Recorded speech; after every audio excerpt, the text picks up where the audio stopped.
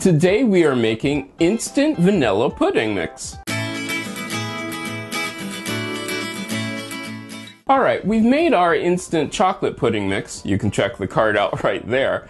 This one is an instant vanilla pudding mix. Now I love this because I can use it in whatever I need that calls for an instant pudding, and I made my own. And also, it's reusing something which you might have already bought some of, and that is the clear gel. This is the instant clear gel. It takes no cooking. It really is just a modified cornstarch. That's all it is, modified cornstarch, nothing else. So this is so simple to use. It does take a little bit of time to mix up, simply because there's a lot of dust, and I mean a lot of dust. You'll see. So I have 2 cups of my clear gel, a pinch of sea salt, and 2 cups of sugar.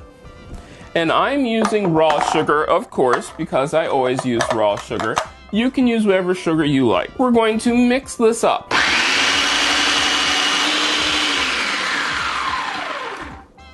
I let mine go for about a minute. Everything is thoroughly mixed, but now the important part. Let this sit for about 5 minutes, because you can see there's lots of dust in there. Let the dust settle. Then we'll come back and we'll come to the next part, which is just the finishing part. One of the things I always say when I'm in the kitchen is the kitchen needs to be set up for the cook who's in the kitchen. That's something to really remember. Make sure that your working space works for you. If not, you're going to be tripping over things and not knowing where stuff is, and that's important. Alright, we've let our mix sit for 5 minutes. It's still pretty powdery, I'm going to warn you. Very gently and carefully pour this into a container. You can use any kind of container.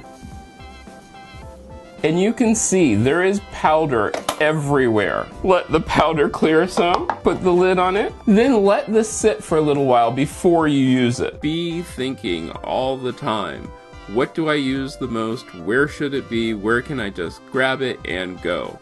That'll make your life so much easier. After letting the pudding sit for a little while, I'm going to take 1.5 cups of pudding.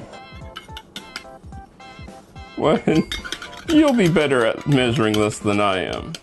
Then I'm going to add 2 cups of milk, and I'm using cashew milk. You can use whatever kind of milk, and 2 tablespoons of vanilla. Now the fun part, just whisk it.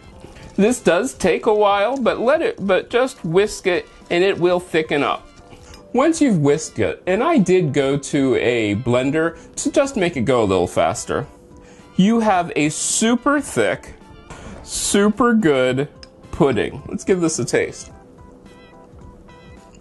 That tastes just like store-bought instant pudding. It is really, really good. In fact, I think it tastes better. The cool thing about this is you can always add more milk to thin it down, add more powder to thicken it up.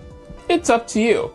What it works out to be is about 1 cup of powder equals 1 packet of instant pudding.